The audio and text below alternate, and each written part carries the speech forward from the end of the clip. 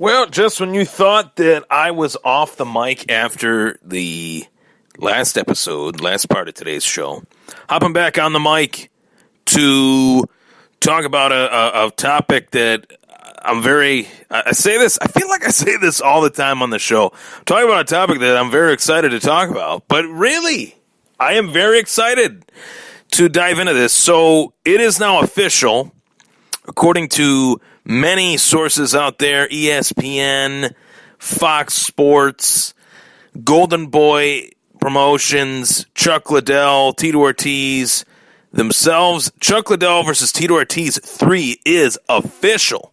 November 24th, live on pay-per-view. Chuck Liddell and Tito Ortiz will finish their rivalry one last time. The third fight at the Forum in California. And that's a great venue, to be quite honest. And I know that, you know, one of the dynamics of the story was the fact that Chuck signed, Tito signed, but they had no venue. They had no date. Usually when a fight is signed, the venue's already there, the date is there, we know when it's coming. The venue is usually the first thing that is done, whether it's the UFC, whether it's Bellator.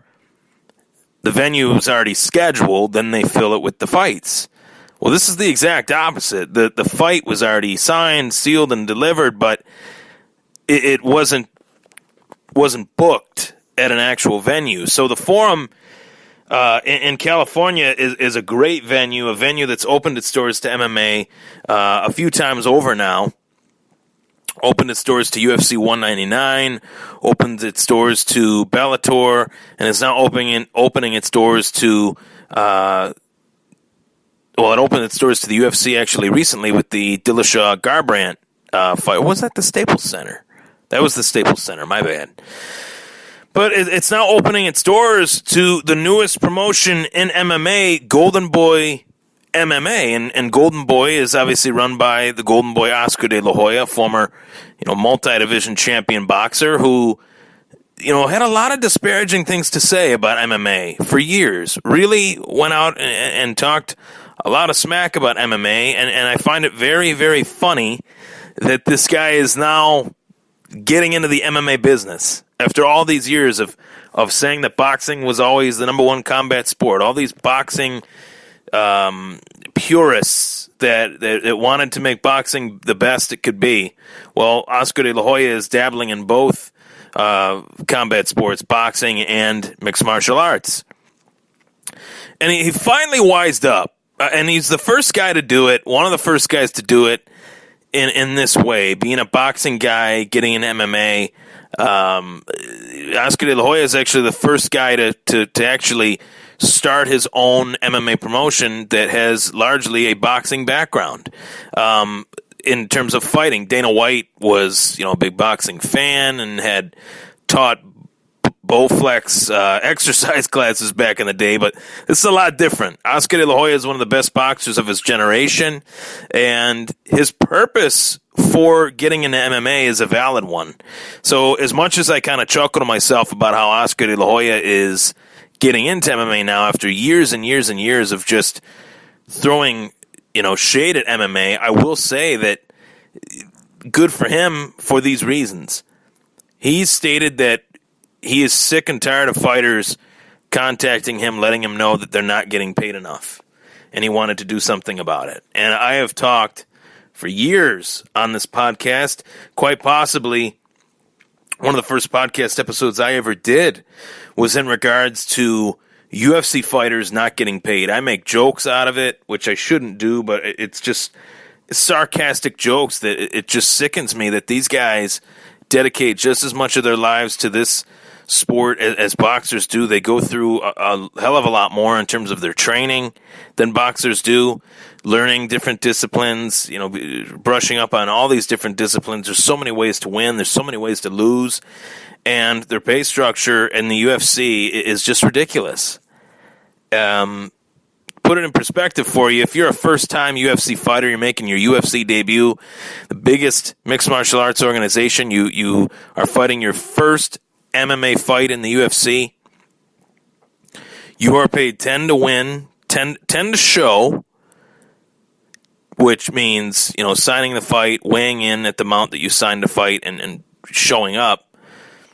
$10,000 more if you win, and then a meager $1,200 Reebok payout due to the Reebok deal, where years ago you could get the $10,000 to win if you won, and the $10,000 to show, but you can make as much as $50,000, $60,000, $70,000 off of sponsors wearing their logo on your trunks, putting their logo on your banner that they roll out onto the octagon when Bruce Buffer is introducing you, wearing the T-shirts throughout the entire week leading up to the fight, and as you walk into the cage.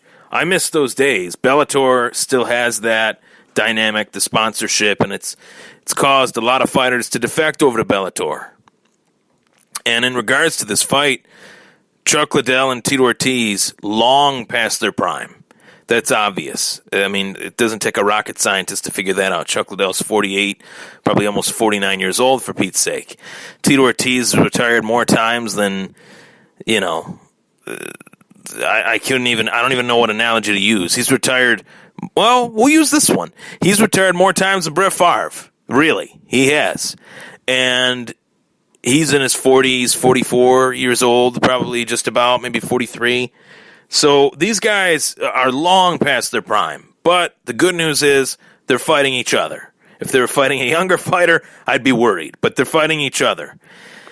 Is this good for their health? Probably not. But fighters don't fight for their health. If they did, they wouldn't.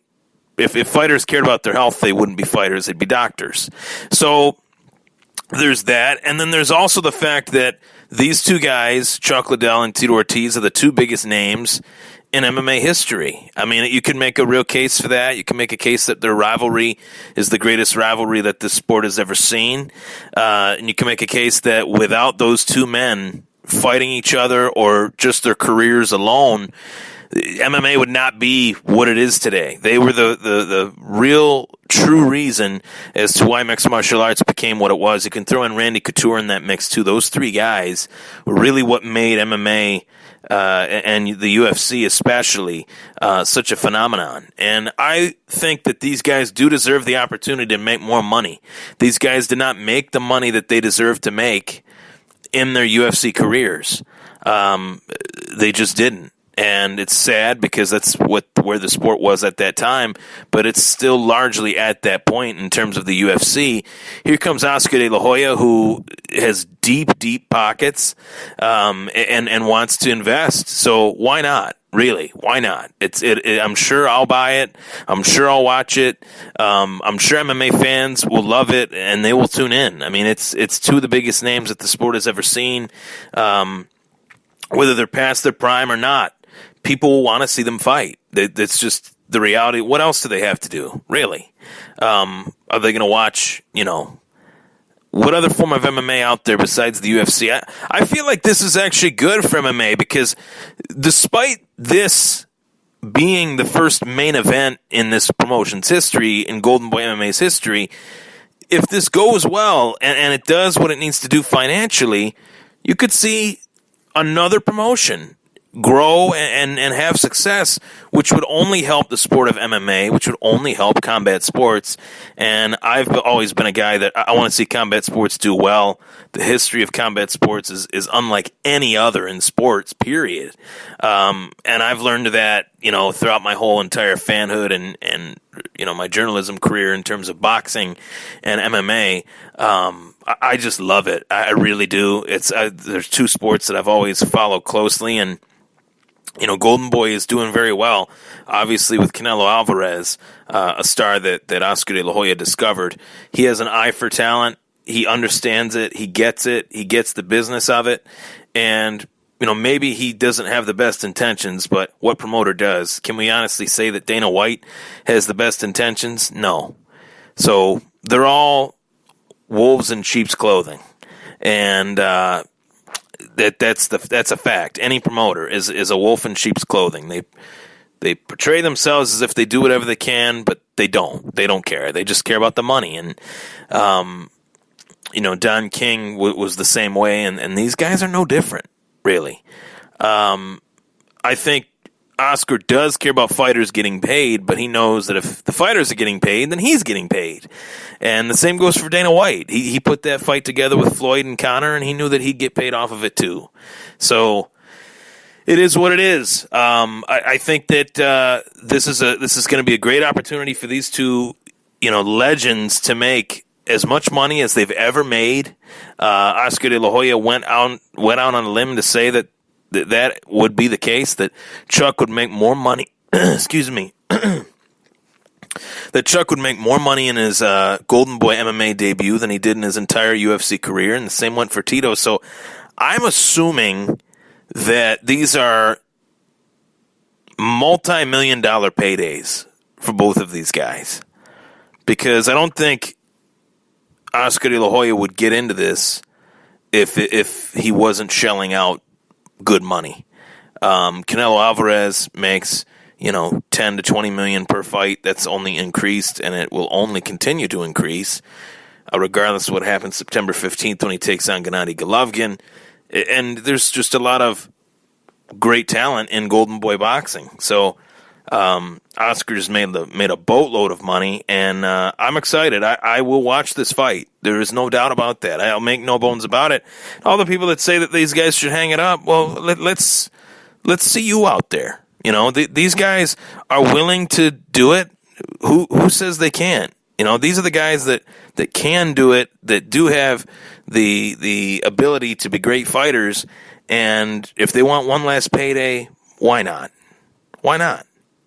I know I will enjoy it. I miss seeing these two guys go back and forth. There were great times in my MMA fanhood, legendary moments in the sport between those two fellas, and I think it's going to be a great fight, to be quite honest. I think both of these guys are going to bring it because they know that there's a lot on the line in that rivalry.